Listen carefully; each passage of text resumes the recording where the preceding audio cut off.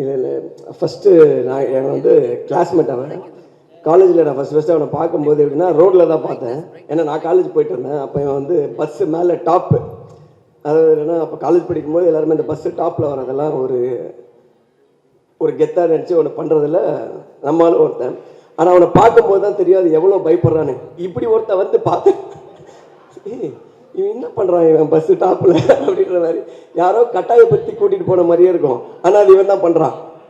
அதுக்கப்புறம் சரி ஓகே இப்படிலாம் இருப்பாங்க போல் காலேஜில் நினச்சி போய் கிளாஸில் உட்காடுறேன். பார்த்தா பக்கத்தில் ஒருத்தன் வந்து உட்காடுறான். டே இவனை அங்கே பார்த்தா அதே ஆள் தான் இவன் வந்து உட்காடுறான்னா, நீங்கள் தானே அது மேலே ஆமாம் எப்படி இருந்துச்சு நல்லா இருந்துச்சு சொல்லி. ஸோ காலேஜ்லேருந்து ரொம்ப புரட்சி தனமாக ஏதாவது யோசிச்சுட்டே இருப்பான். தனியாக போய் ஒரு நாள் ஒரு பையன் வரான். கீழே மச்சான் கீழே வந்து யாரோ போராட்டம் பண்ணுறாங்க அப்படின்னா. காலேஜில் என்ன போராட்டம் யார்? இவன் தான் சினிஷ் தான் போராட்டம். கீழே போய் பார்த்தா தனியாக நின்றுட்டு இருக்கான்.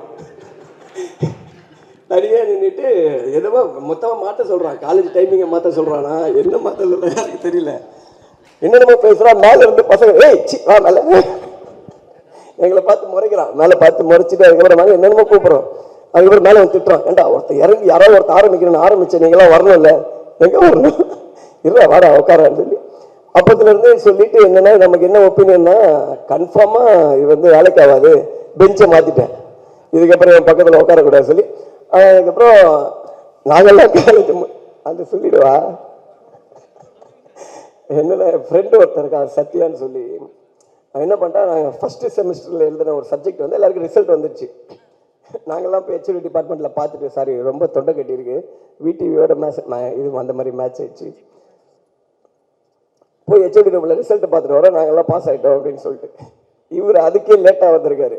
நேராக மேலே படிக்கட்டு ஏறி அதை பார்க்க போகிறதுக்குள்ளே அந்த பையன் என்ன பண்ணிட்டான் பார்த்துட்டு கீழே இறங்கி போகிறான். அவன் மேலே வரும்போது நீ எங்கடா போகிற மேலே அப்படின்னு சொல்லி இல்லை ரிசல்ட் வந்துருக்கலாம்ப்பா நீங்களாம் ஃபெயில்ரா வாடான்னு கூப்பிட்டு போயிட்டான். கூப்பிட்டு போனதுக்கப்புறம் ஃபஸ்ட் இயர் முடிஞ்சு ஃபெயில் என்னன்னு அப்படியே உட்காந்துருக்கேன் எல்லாம் முடிஞ்சு. அதுக்கப்புறம் second sem எழுதுறவங்க third sem fourth sem எல்லா செம்மும் இவர் வருவார். அந்த அட்டெம்ப்ட் எழுதிட்டே இருப்பான். அட்டெம்ப்ட் எழுத ஆனால் இவர் ரோல் நம்பரே வராது. கிளாஸில் பார்த்து தனியாக உட்கார வச்சு எக்ஸாம் எழுத வச்சுட்டே இருப்பாங்க. அப்புறம் 3 வருஷம் கழிச்சு யூனிவர்சிட்டியில் போய் செக் பண்ணியிருக்காரு. அப்போ தெரியும் ஃபஸ்ட் செமிஸ்டர்லேயே பாஸ் ஆகிருக்காப்புல. அந்த எக்ஸாமை பாஸ் ஆன எக்ஸாமை 6 வாட்டி எழுதுன ஒரே ஆள் இவன் தான். ஸோ இதெல்லாம் தெரிஞ்சதுக்கப்புறம் அவன் உங்கள் ஃப்ரெண்டாக இருக்கும்போது அவனை பற்றி நம்ம என்ன நினைப்போம்? அப்படிதான் நானும் நினச்சேன். அதனால என் மேலே தப்பு இல்லை, அவன் மேலே தான் தப்பு.